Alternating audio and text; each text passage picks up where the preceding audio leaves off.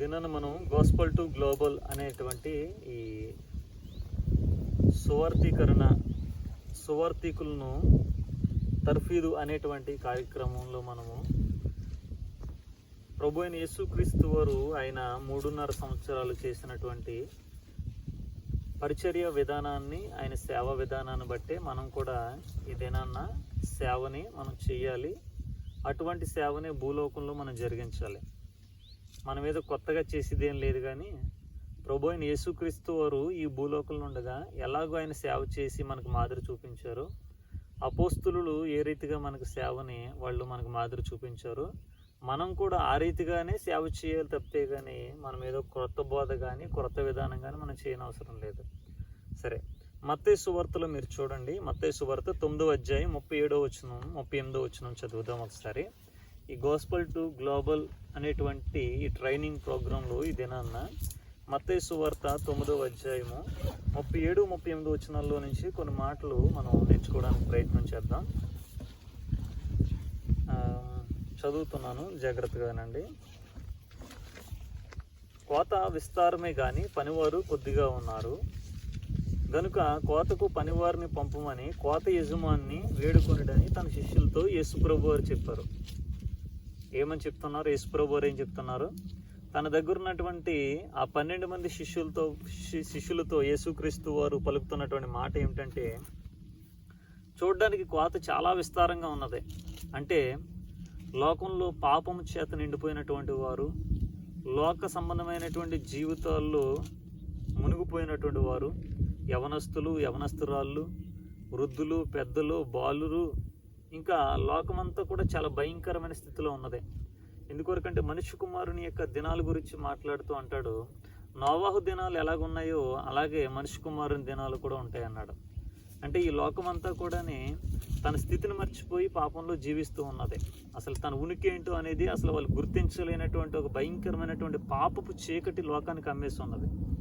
కనుక వారి మధ్యకు మనం సువార్త అనేటువంటి దీపాన్ని, లేదంటే వెలుగుని, వెలుతురుని మనం వారి వద్దకు తీసుకెళ్ళాలి. ఈ వెలుగుని, వెలుతురుని తీసుకువెళ్తున్నటువంటి మనమే ఒక కాగడాగా మారాలన్నమాట. మండుచున్నటువంటి ఒక కాగడా వలె, ఒక దీపం యొక్క కాంతి వలె మనము ఆ చీకటి కలిగినటువంటి ప్రజల్లో వారి హృదయాల్ని, చీకటి కలిగిన హృదయాల్ని వెలిగిస్తేనే కానీ, యేసుక్రీస్తు వారి యొక్క ప్రేమను మనం రుచి చూపిస్తేనే కానీ లోకాన్ని విడిచిపెట్టి ప్రభు యొద్దకు రాలేదు. లోకంలో ఉన్నటువంటి దానాన్ని బట్టి సంతోషిస్తారు, లోకంలో ఉన్న వాటి విషయంలో వాళ్ళు ఆనందపడుతున్నారు. కానీ ఇవి నిజమైన ఆనందం కాదు, సంతోషం కాదు. మీరు ఊహించలేనటువంటి, మీరు ఎన్నడూ రుచి ఉన్నటువంటి ఒక ఆనందాన్ని, సంతోషాన్ని మీకు చూపించాలి అని ప్రభువు యొద్ద మనం ఏదైతే మనం పొందుకున్నాం అలాంటి దాన్ని ప్రజలకు చూపించడానికి వారికి మనం రుచి ఎరిగినటువంటి స్థితిలో నుంచి వాళ్ళకు రుచి చూపించడానికి ప్రయత్నం చేయాలి. అందుకొరకే సువార్త భారము లేకుండా సువార్త మనం చేయలేం. ఏం చేయలేం? మనం సువార్త భారము లేకుండా మనము సువార్తను ప్రకటించలేం. అందుకొరకే ఈరోజు చాలా మంది క్రైస్తవ్యం ఎక్కువ శాతం ఉన్నప్పటికీ కూడానే సువార్తను ప్రకటించేవారు అతి కొద్దిగానే ఉన్నారు. ఎందుకు అతి కొద్దిగానే ఉన్నారు అని అంటే, ఇక్కడ యేసుక్రీస్తు వారు చెప్తున్నటువంటి విషయం ఏంటంటే, కోత చాలా విస్తారంగా ఉన్నది, పనివారు కొద్దిగా ఉన్నారు. మరి ఏం చేద్దాం? ఇప్పుడు ఈ సువార్త అనేటువంటి ఈ ట్రైనింగ్ ప్రోగ్రామ్ మనము ఏర్పాటు చేసాం. గాస్పల్ టు గ్లోబల్ అనేటువంటి ఈ కార్యక్రమం మనం ఏర్పాటు చేసాం. ఇక్కడ మనము ఒక 12 మందికి మనం ఈ ట్రైనింగ్ ప్రోగ్రామ్ని ఒక 7 వారాల పాటు తర్ఫీదు ఇవ్వాలని, ఆ తర్వాత ఎక్కడికైనా వారిని సువార్తలో కొంత అనుభవం వచ్చేటట్టుగా కొన్ని ప్రాంతాలకు నడిపించాలని మనం ప్రయత్నం చేస్తున్నాం. అయితే మన ఆలోచన, మన ఊహ, మనం ఏదైతే మనము తెలివితో మనం ఆలోచించి చేస్తున్నామో మనం అనుకున్నట్టుగానే జరుగుతున్నదా? ఒకరు ఒక 20 మందిని శిష్యులు తయారు చేయాలనుకోవచ్చు, మరొకరు ఒక 100 మందిని తయారు చేయాలనుకోవచ్చు. మనం ఏం చేస్తాం? మనకు తెలిసిన వాళ్ళందరికీ ఫోన్ చేసి మనం రప్పించడానికి ప్రయత్నం చేస్తాం, అంతే కదా? మనకు తెలిసిన వాళ్ళకి ప్రయత్నం చేస్తాం, లేదంటే మనకు తెలిసిన సేవకులకు ఫోన్ చేసి మరి మీ దగ్గర ఉన్న వాళ్ళు పంపించండి, ఇలాగని మనం ప్రయత్నాలు చేస్తూ ఉంటాం. అయితే ఇలా చేస్తే మాత్రం అది జరుగుతుందా? జరిగిందా అంటే జరగదు. ఎందుకు జరగదు అంటే, అది యేసుక్రీస్తు వారే చెప్పాడు. ఆయన ఏమని చెప్పాడంటే, కోత విస్తారంగా ఉంది, పనివారు కొద్దిగా ఉన్నారు. అయితే ఇప్పుడు ఏం చేయాలి? మనకు తెలిసిన వాళ్ళందరినీ కూడా మనం పిలిస్తే ఇది జరుగుతుందా అంటే కాదు. మీరు పనివారి కొరకు మీరు ప్రార్థన చేయండి యజమానుడికి అని చెప్పాడు ఆయన. దేవునికి స్తోత్రం. ఏమని చెప్పాడు ఆయన అంటే, కోత కోసేటువంటి పనివారు అనగా సువార్థికులు ప్రపంచంలో లేపబడాలి అని అంటే, సంఘాల్లో నుంచి లేపబడాలి అని అంటే ఇప్పుడు జరగవలసినటువంటి కార్యక్రమం ఏంటి? ఏం చేయాలి? ప్రార్థన చేయమని యేసుప్రభు వారే చెప్పారు, నేను చెప్పట్లేదు. ప్రార్థన చేయమని ఎవరు చెప్పారు? యేసుక్రీస్తు వారే చెప్తున్నారు. మీరు పనివారి కొరకు ప్రార్థన చేయండి. ఇప్పుడు ఒక హాస్పిటల్లోనో లేదంటే ఏదో ఒక యాజమాన్యం ఉంటుంది కదా, ఇప్పుడు హాస్పిటల్లో యాజమాన్యం ఉంటుంది, ఒక హెచ్ఓడి ఉంటారు, దానికి ఒక డైరెక్టర్ ఉంటాడు. అలాగే ఒక ఫ్యాక్టరీ ఉన్నదనుకోండి, స్టీల్ ప్లాంట్ ఉందనుకోండి, ఇక్కడ ఏదైనా ఒక వర్క్ జరుగుతున్నప్పుడు హాస్పిటల్లో కానివ్వండి, ప్లాంట్స్ కానివ్వండి, ఎక్కడైనా సరే స్కూల్స్లో కానీ, అక్కడ స్ట్రెంగ్త్ ఎక్కువ ఉన్నది, జనాభా ఎక్కువ ఉన్నారు, పిల్లలు చాలామంది ఎక్కువ ఉన్నారు, 1000 మంది పిల్లలకి 2 టీచర్లు ఉన్నారు. అప్పుడు వారికి ఆ చదువు అనేది చెప్పడం అవుతుందా? వీలు కాదు. ఒక్కొక్కరికి 500 మందిని చెప్పిన పిల్లలకి చెప్పాలంటే అది వీలు కానటువంటి పరిస్థితి. ఒక క్లాస్కి ఒక లిమిట్ ఉంటుంది. ఒక టీచర్ ఎంతమందికి చెప్పగలడు అని అంటే, ఒక 35 మందికో, ఒక 50 మందికో, ఒక 60 మందికో చెప్పగలడు. దానికి మించిన తర్వాత వాళ్ళ యొక్క స్వరం వెనక్కి వినిపించకపోవచ్చు, అందరినీ కూడా కంట్రోల్ చేయలేకపోవచ్చు, వెనకాల వాళ్ళు ఏం చేస్తున్నారో తెలియకపోవచ్చు. అప్పుడు ఏం చేస్తారంటే రిక్వెస్ట్ పెడతారు. ఎవరికి? గవర్నమెంట్కి కానీ, పైనటువంటి హెడ్ మాస్టర్కి కానీ, లేదంటే ఎంఈఓకి కానీ, డిఈఓకి కానీ వాళ్ళకి ఏం చేస్తారంటే ఒక రిక్వెస్ట్ని పెడతారు. పెట్టినప్పుడు ఆ యజమానుడు ఎవరైతే ఉన్నారో వాళ్ళు ఏం చేస్తారు? అప్పుడు ఆ టీచర్ల యొక్క కొరత ఏదైతే ఉన్నదో, లేదంటే హాస్పిటల్లో స్టాఫ్ యొక్క కొరత, డాక్టర్స్ కానివ్వండి, నర్సులు కానివ్వండి, అక్కడ ప్యూన్స్ కానివ్వండి, ఎవరైనా సరే ఏ కొరత ఉంటే వాళ్ళు ఏం చేస్తారంటే ఆ హాస్పిటల్ యొక్క, స్కూల్ యొక్క, ప్లాంట్స్ యొక్క యాజమాన్యం ఎవరైతే ఉంటారో, యజమానుడు ఎవరైతే ఉంటారో వాళ్ళు నియమిస్తారు పనివారిని. అంతేనా? మనం పనివారిని నియమించేసుకోగలమా? పనివారిని నియమించుకుంటే మనం ఎక్కడ జీతాలు ఇస్తాం? మనమే పని చేస్తున్నాం, మన జీవితమే ఒక యజమానుడి దగ్గర నుంచి తీసుకుంటున్నాం. మనం ఒకరిని అపాయింట్ అలా చేయగలం. కనుక ఒక దైవజనుడు ఎవరో కూడా సువార్థికులు లేదంటే ఒక శిష్యుల్ని ఏర్పాటు చేయలేడు. ఒక సువార్థికుడు, ఒక సేవకుడు ఏం చేయలేడు ఎప్పుడు కూడా? శిష్యుల్ని ఏర్పాటు చేయలేరు, సువార్థికుల్ని ఏర్పాటు చేయలేరు. మనం ఒక్కటే చేయాలి. ఏం చేయాలని అంటే యజమానుడికి ప్రార్థన చేయాలి, యజమాని వేడుకోవాలి, అడగాలి. ప్రభువా, కోత చాలా విస్తారంగా ఉంది, మా ఊర్లో, మా పట్టణంలో, విశాఖపట్నం ప్రాంతంలో చాలా విస్తారంగా ఉంది, లేదంటే మీ రాజమండ్రి ప్రాంతంలో చాలా కోత విస్తారంగా ఉన్నది, లేదంటే తమ్ముడు తుని ప్రాంతంలో చాలా కోత విస్తారంగా ఉన్నది, తమ్ముడు నరసాపురం ప్రాంతంలో కోత చాలా విస్తారంగా ఉన్నది. ప్రభువా, నేను ఒక్కడనే కొయ్యలేకపోతున్నాను, నాకు అంటే ఎక్కువ భారం కలిగిన వాళ్ళని, నాకు కూడా అధిక భారాన్ని నువ్వు అలాంటి వారిని పంపించి ప్రభు అని చెప్పేసి నువ్వు ప్రార్థన చేస్తే దేవుడు ఆ యొక్క పనివారిని, కోతవారిని దేవుడే పంపిస్తాడు. దేవునికి స్తోత్రం. పనివారిలో, కోతవారిలో చాలామంది చూడండి పని రాని వాళ్ళు ఉంటారు. ఇప్పుడు చాలామంది పనికి వచ్చేటువంటి పొలం పనికి వెళ్ళారనుకోండి, పొలం పనిలోని ఆ పొలం పని చేసేటువంటి వారిలోని కొంతమంది పని రాదు, కానీ కోతకి వెళ్ళిన తర్వాత కొడవలట్టుకుని ఏదో పక్క నుంచి ఇలాగిలగిలా అంటాడు అంతే. ఎందుకోసమంటే ఏదో కూలి వస్తుంది కదా అని చెప్పేసి వాళ్ళ అమ్మగారు లేదంటే వాళ్ళు ఎవరో ఒకరు తీసుకొచ్చేస్తారు కోతకి. అప్పుడు ఏం చేస్తారంటే పని రాకపోయినప్పటికీ కూడా అతని కోత కూడా ఆ తల్లే కోసేస్తూ ఉంటుంది. అంటే మొదట్లో పని రాకపోయినప్పటికీ సువార్థికుడికి కొత్తగా సేవలోకి వచ్చినప్పుడు రాకపోయినప్పటికీ కూడా మనం ఏం చేస్తూ ఉండాలి? మనమే సహాయం చేస్తూ ఉండాలి. ఇలా కోసుకోవాలి, ఇలా చేయాలి జాగ్రత్తగా అని చెప్పేసి నేర్పించుకోవాలి. మరి కొంతమంది ఉంటారు పని వచ్చి కానీ బద్దకస్తులు. కోత కోయడం వచ్చు కానీ కోత కోయడం వచ్చినా సరే బద్దకస్తులు వాళ్ళు. అంటే పని దాచిపెట్టుకుంటారు, శరీరాన్ని దాచిపెట్టుకుంటూ ఉంటారు. వాళ్ళు ముందు ఏదైనా పని వచ్చినా సరే కోసేసాడు అనుకో, అంటే ఆ పొలవంతుల్లో నేనే సగం పైగా కోసేయాలి, నేను ఎందుకు కోసేయాలి, వాళ్ళతో పోటే కోద్దాంలే స్లోగా అలాగనుకుంటాడు. ఇతనికి పని వచ్చు, చాలా ఎక్స్పీరియన్స్ ఉన్నది, చాలా సంవత్సరాలుగా చేస్తున్నాడు. అంటే ఇక్కడ చూస్తున్నప్పుడు ఈ సువార్త పనిలో వివిధ రకాలైనటువంటి మనుషులు ఉంటారు. మీకు అర్థమవుతున్నది ఇందులోనే. మరొకటి, చేస్తున్నటువంటి సువార్తకి అసలు దీనివల్ల నాకు కలిగేదేంటి అని ఆలోచించుకునే వాళ్ళు ఉంటారు. ఈ సువార్త చేస్తున్నాను, దీనివల్ల నాకు కలిగే లాభం ఏంటి, దీనివల్ల నాకు వచ్చేటువంటి ఫలితం ఏంటి అని తనకు స్వప్రయోజనాన్ని ఆలోచించుకునేటువంటి వాళ్ళు ఉంటారు. కానీ సువార్త పని గురించి ప్రభు అన్నాడు, ఇది ఉచితంగా పొందుతారు కనుక ఉచితంగా ఇచ్చేయండి అని చెప్పేసి అన్నాడు. అంటే ఇది ఉచితముగా పొందుకున్నటువంటి సువార్త.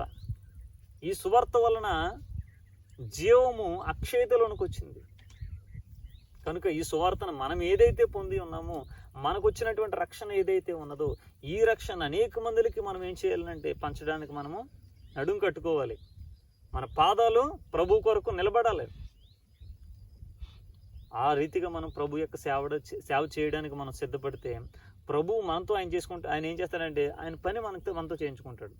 ఎక్కడ సేవ చేయాలో, ఎక్కడ సువార్త చేయాలో ప్రభు అన్నీ కూడా మనకు నేర్పిస్తాడు. మరలా ఆ మాట చదవండి ఒకసారి. ఆ 9వ అధ్యాయంలో 37-38 వచనాలు. కోత విస్తారమే గాని పనివారు కొద్దిగా ఉన్నారు గనుక తన కోతకు పనివారిని పంపమని కోత యజమానిని వేడుకోండి. కనుక మనము ఈ యొక్క సువార్త అనేటువంటి కోతకు వెళ్ళడానికి ముందుగా, ఈ సువార్త అనేటువంటి పని చేయడానికి ముందుగా మనం ఏమవుతున్నామంటే ట్రైనింగ్ అవుతున్నాం. ఏంటిది? ఒక ట్రైనింగ్ పీరియడ్ ఇది.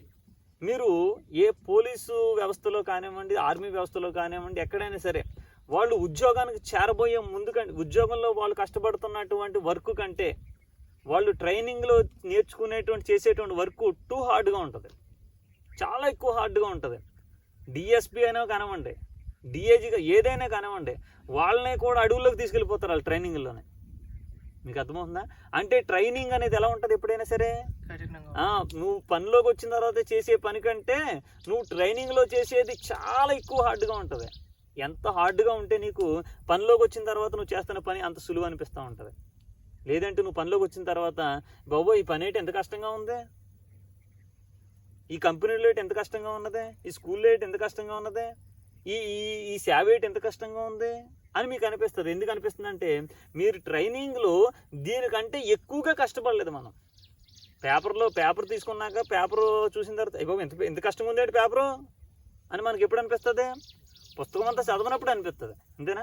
బుక్ అంతా చదివేస్తే మొదటి నుంచి చివరి వరకు కష్టమేమో అనిపించదు. పేపర్ చాలా సులువుగా ఉన్నది. అర్థమవుతుందా? పేపర్ చాలా సులువుగా ఉన్నది. అంటే మనము ట్రైనింగ్లో ఎంత ఎక్కువ సమయాన్ని ప్రార్థనలోని, వాక్యంలోని, అనేక పట్టణాలకి, ప్రాంతాలకి నడిచి ఎంత దూరం నడవగలిగితే అంత దూరం నడవడానికి మనం ప్రయత్నం చేయాలి. కొండల్లో, లోయలు, రేపొద్దు ఏజెన్సీలోకి ప్రభు సేవకి వెళ్ళమనొచ్చు మనల్ని, లేదంటే ఒరిస్సాకి వెళ్ళొచ్చు, లేదంటే భయంకరమైనటువంటి మత ఛాందోత్సవం కలిగినటువంటి మూర్ఖత్వం కలిగినటువంటి ప్రాంతాల్లోని దేవుడు మనల్ని పంపించవచ్చు. ఆ ప్రాంతాల్లోనికి వెళ్ళినప్పుడు అయ్యి బాబు ఇంత కఠినంగా ఉందేటి, ఇంత కష్టంగా ఉందేటి అనిపిస్తుంది మనకి. కానీ మనకు సేవ చేయడానికి వచ్చినటువంటి మిషనరీలు వాళ్ళు తమ కుటుంబాలను విడిచిపెట్టి, తమ ప్రాంతాలను విడిచిపెట్టి వారు చల్లని ప్రదేశాల్లో నివసిస్తూ ఉండేవారు. వాళ్ళ వాతావరణం చల్లగా ఉంటుంది, వాళ్ళ శరీరం అంతా తెల్లగా ఉంటుంది. కానీ వాళ్ళు ఈ ప్రాంతానికి, మన దేశానికి వచ్చి, లేదంటే ఆఫ్రికా దేశాలకు వెళ్ళి మరలా 10 సంవత్సరాలు 20 సంవత్సరాల తర్వాత ఒకసారి వాళ్ళ ప్రాంతాన్ని, వాళ్ళ కుటుంబాన్ని చూడడానికి వెళ్తేనంట వాళ్ళ కుటుంబంలో వాళ్ళ భార్య కూడా గుర్తించలేనంత స్థితిలోనికి వెళ్ళిపోయారంట సువార్థికులు. మీకు అర్థమవుతుందా? అంటే వాళ్ళు ఎంత సమర్పణతో మిషనరీ సేవ చేస్తే ఈరోజు భారతదేశంలో ఇంత క్రైస్తవ్యం విస్తరించింది. కనుక ఈ రోజున మనం ఏం చేయాలనంటే, వారు ఎటువంటి భారంతో చేశారో, వాళ్ళు ఎలాగ సర్వలోకమునకు భూదిగంతాలకు వెళ్ళారో సాక్షులుగా మనం కూడా వెళ్ళడానికి ఇష్టపడాలి. మనకేంటంటే మనకు అనుకూలమైన ప్రాంతాల్లో సేవ చేస్తాం, మనకి ఇష్టమైన ప్రాంతాల్లో మనం సేవ చేసుకుంటాం, మన కంఫర్ట్ జోన్లో మనం చూసుకుంటూ ఉంటాం. మనకు కంఫర్ట్ కాదు, ప్రజల కంఫర్ట్ని, పాపులు ఎవరైతే లోకంలో పాపం చేత నిండిపోయారో వాళ్ళ కంఫర్ట్ పరలోకంలో ఎలాగ వాళ్ళని చేర్చాలనేటువంటి భారంతో చేయాలి సేవ. చాలామంది దైవజనులను ఏం చేసేవారు తెలుసా, శిష్యులను ఏం చేసేవారు తెలుసా, ట్రైనింగ్ ఇచ్చిన తర్వాత వాళ్ళతో సువార్తలో తరఫీదు ఇచ్చిన తర్వాత వాళ్ళ కొరకు దేవుడు ప్రార్థన చేయమని అనుమతిస్తే వాళ్ళ కొరకు ప్రార్థన చేసి ఒక ప్రాంతానికి తీసుకెళ్ళి, ఆ ప్రాంతం అడుగో తెలీదు, నీళ్లు ఉన్నాయో తెలియదు, కరెంట్ ఉన్నది తెలియదు, ఏమీ తెలియదు, ఆ ఊర్లో ఏదో ఒక చోట నిలబెట్టి మోకరింపు చేసి పలానా స్థలంలో నువ్వు ఇక్కడ నుండి ప్రార్థన చేసుకో, ఇక్కడ నుంచి దేవుని ద్వారా సువార్త చేస్తాడు, సేవ చేస్తాడు, ఇక్కడ నుంచి సంఘం కట్టబడుతుంది అని చెప్పేసి ప్రార్థన చేసి, మోకరించి ప్రార్థన చేసి అక్కడ వదిలేసి వచ్చేసేవారు. ఈ రోజున ఎంతమందిని అలా వదిలొచ్చేస్తే ఈరోజు సంఘాలు కడతారు చెప్పండి? అలాగా దైవజనుల నడిపింపులు, లేదంటే వాళ్ళు చెప్పిన ఒక్క మాటకి వాళ్ళు అప్పగించేసుకుని ఈ రోజున కొన్ని వేల మంది సంఘంగా కూడా కట్టినటువంటి సంఘాలు చాలా ఉన్నాయి ఈ రోజున. అలాంటి బోర్డు చెప్పగలను నేను. అంటే ఒక మాట చెప్పి అక్కడ ఉండి నువ్వు అక్కడ సేవ చేయనంటే దానికి లోబడితే అది ఆశీర్వాదాన్ని మనం ఏం చేయగలం, చూడగలుగుతాం. కానీ మనకి ఏంటంటే స్వచిత్తం అనేది ఒకటి పనిచేస్తూ ఉంటుంది, అదే దైవ చిత్తం అనుకుంటాం. విచిత్రం ఏంటంటే మనకున్న స్వచిత్తాన్ని మనం ఏమనుకుంటాం, దైవ చిత్తం అనుకుంటాం. పాపం అంటే ఏంటో కాదు, మీరు గుర్తుపెట్టుకోండి. పాపం అంటే ఏంటంటే స్వచిత్తం పాపం, దైవ చిత్తం పరిశుద్ధత. తేడా ఏంది? దైవ చిత్తం అంటే దేవుడు ఆదామవులకి ఏం చెప్పాడో అదే పరిశుద్ధత. దేవుడు చెప్పంది ఏదైతే ఉన్నదో, వాళ్ళ సొంత ఆలోచన ఏదైతే ఉన్నదో అదేంటది? పాపం. అది కనుక మన ఆలోచన కాదు, ప్రభు ఆలోచన నెరవేర్చబడాలి, ప్రభు చిత్తం నెరవేర్చబడాలి, ప్రభు రాజ్యం కట్టబడాలి. మన రాజ్యం కాదు, మన సేవలు కాదు, మన మినిస్ట్రీస్ కాదు కట్టబడవలసినవి. ఓకేనా? ఎవరికి కట్టబడాలి? ప్రభు రాజ్యం కట్టబడాలి. ఆయన రాజుగా ఉండాలి సింహాసనం మీద. మనం కాదు కూర్చోవలసింది, మనం కాదు కనిపించవలసింది లోకానికి. మనం చేస్తున్నటువంటి ఈ పనిలోని, ఈ సువార్తలోని ప్రభువే రాజుగా ఉండాలి. ఆయన రాజ్యమే లోకానికి ఏమవ్వాలి? విస్తరించబడాలి. ఆయన రాజ్యమును గురించే ప్రకటించబడాలి. కనుక మనం చేస్తున్నటువంటి పని ఎలాంటిదేనంటే, మన ట్రైనింగ్ ఎలాంటిదో మనం గుర్తించుకోవాలి. మనం చేయబోయే పని బట్టి మన ట్రైనింగ్ ఉంటుంది. అర్థమవుతుందా? ఇప్పుడు ఆఫీసులో వర్క్ అనుకోండి, ఆఫీసులో వర్క్ చేసే వ్యక్తి ఎలా ఉంటాడు? చక్కగా మంచి సూటు చక్కగా వేసుకుని, కోట్ వేసుకుని, చక్కగా బెల్ట్ పెట్టుకుని, హాయిగా చక్కగా ఏసీలో ఉంటాడు. ఎందుకంటే ఆఫీస్ వర్క్ కాబట్టి. అంతేనా? ఇప్పుడు ఎండలో వర్క్ చేసే వ్యక్తి ఉన్నాడు అనుకోండి, రకరకాల పనులు ఉన్నాయి. కోత కోయవలసి ఉంటుంది, కలుపు ఉంటుంది, లేదంటే రోడ్లు తుడిచే పని ఉంటుంది, మున్సిపాలిటీలో పని ఉంటుంది, రకరకాల పనులు ఉంటాయి. ఎండలో చేసే పని ఎలా ఉంటుంది? చల్లగా ఉంటుందా? ఏసీ ఉంటుందా? నీడపాటు ఉంటుందా? ఉండదు. ఎండే ఉంటుంది, చెమటే కారుతూ ఉంటుంది. అర్థమవుతుందా? బట్టలన్నీ కూడా దుర్వాసనే వస్తూ ఉంటాయి. ఎందుకొరకంటే ఎండలో ఉన్నాడు కాబట్టి. ఏసీలో ఉన్న విధానం వేరుగా ఉంటుంది, ఎండలో ఉన్నది విధానం. మనము దేవుడు పిలుస్తున్న పిలుపు ఉన్నది చూసారా, అది ఎక్కడ చేయాలి? మనం అది సేవది. ఇప్పుడు ఏసీలో చేసేటువంటి పనా, లేదంటే ఎండలో చేసే పనా సువార్త అనేది? చెప్పండి మీరు. ఎక్కడ చేయాలి? అది ఎండలోనే చేయాలి. మనకు ఆల్రెడీ అసలు ఎండ అంటే ఏటో తెలియకుండా నడిచెళ్ళి చేసే పని ఇది, రోడ్ల మీద నడిచెళ్ళి చేసే పని. ఇప్పుడు నడకంటే ఏటో తెలియకుండా మనం ట్రైనింగ్ అయ్యామనుకోండి, అప్పుడు ఏమవుతుంది? మా పాస్టర్ గారు ఇలా నేర్పించలేదు, ఇదేదో తప్పు అనుకుంటా, ఇదేదో తేడా అనుకుంటా అని చెప్పేసానని సేవ విడిచిపెట్టి వెళ్ళిపోతారు. అలా విడిచిపెట్టి వెళ్ళిపోయిన వాళ్ళు చాలామంది. ఎందుకొరకంటే అలా నేర్పించలేదు కనుక ఆ విధంగా నేర్చుకోలేదు. కనుక మనం నేర్చుకున్నటువంటి పని ఏదైతే ఉన్నదో ఆ పని అనేది ఎలా ఉండాలంటే, మనం ఎరగాలి. అది దేవునికి మహిమకరంగా ఉండాలి. యేసుక్రీస్తు వారు అన్నాడు,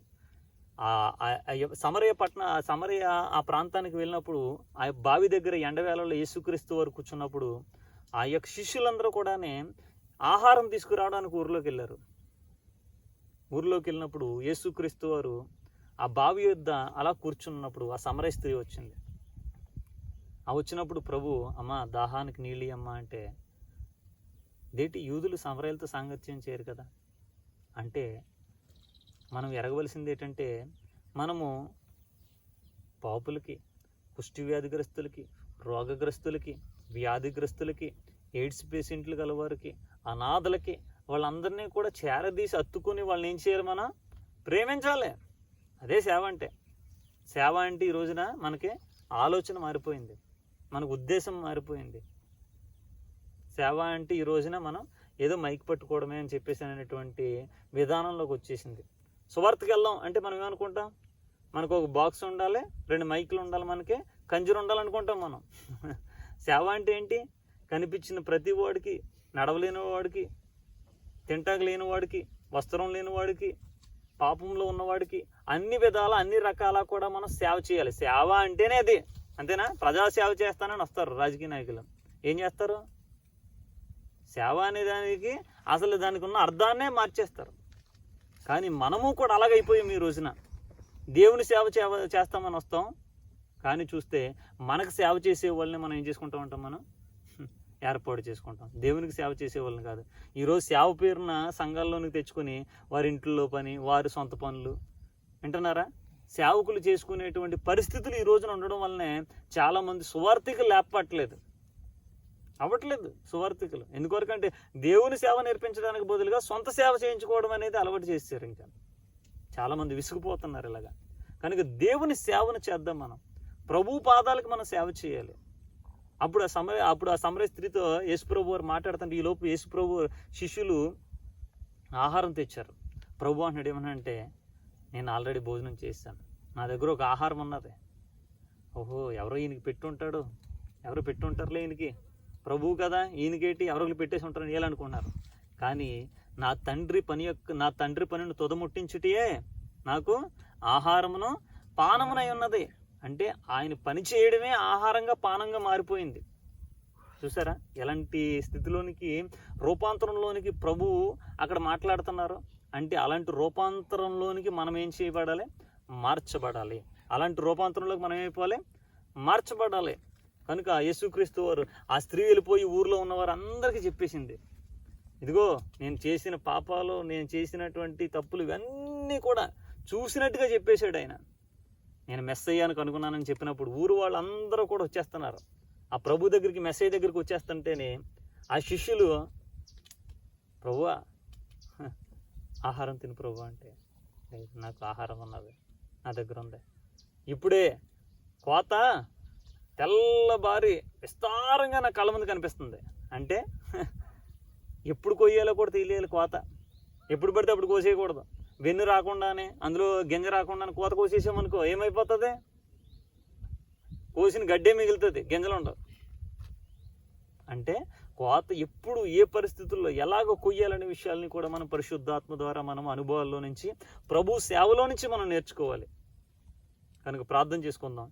మరిన్ని విషయాలు, మరిన్ని అనుభవాల్ని ప్రభు సేవలో నుంచి మనం నేర్చుకుందాం. ప్రార్థన. పరిశుద్ధుడా మా తండ్రి, నీకు కృతజ్ఞతాస్తుతులు చెల్లిస్తూ ఉన్నాం. ఈ మధ్యాహ్నకాల సమయంలో ప్రభు నా తండ్రి, ఈ గోస్పల్ టు గ్లోబల్ అనేటువంటి ప్రభు నా తండ్రి, సువార్తికుల తర్ఫీదు కార్యక్రమమును ప్రభు నా తండ్రి, మీరు మహిమకరంగా తండ్రి, మీ నామానికి ఘనకరముగా అయ్యా మీరు జరిగిస్తూ ఉన్నందు కొరకే స్తోత్రాలు చెల్లిస్తూ ఉన్నాం తండ్రి. అనేక మంది పనివారిని మీరు పంపించమని వేడుకొనుచూ ఉన్నాం. మా యజమానుడా, కోత విస్తారముగా ఉన్నది అయ్యా. అపవాది ప్రభువ తనకు సమయం కొంచెమే అని ప్రభువ నా తండ్రి, అయ్యా నశించిపోతున్న ఆత్మలు వెదుకుచూ తిరుగుచూ ప్రభువ నా తండ్రి, నరకాగ్నికి దేవా పట్టుకుని పోవచ్చు ఉండగా ప్రభువ అదే సమయం మాకు కూడా తక్కువగానే ఉన్నదని మేము ఎరిగిన వారమై అయ్యా సువార్తలు నడకలు మాని పరుగులు పెట్టి ప్రభువ నా తండ్రి, అనేక ఆత్మలు సంపాదించడానికి కావలసినటువంటి మీ ఆత్మని, అభిషేకమును, మీ శక్తిని మాకు దయచేయమన్న తండ్రి. అనేక మంది ప్రభువ నా తండ్రి, విస్తారమైనటువంటి కోతను కోయడానికి కావలసిన పనివారిని విస్తారముగా ప్రభువ నా తండ్రి మీరు పంపించి మీరు మహిమ పొందమని, సమస్త మహిమ ఘనత ప్రభువు మీ నామానికి చెల్లిస్తూ యేసుక్రీస్తు వారి యొక్క అతి పరిశుద్ధమైన నామములో ఈ ప్రార్థన పొంది ఉన్నాం తండ్రి. ఆమేన్. అందరికీ వందనాలు.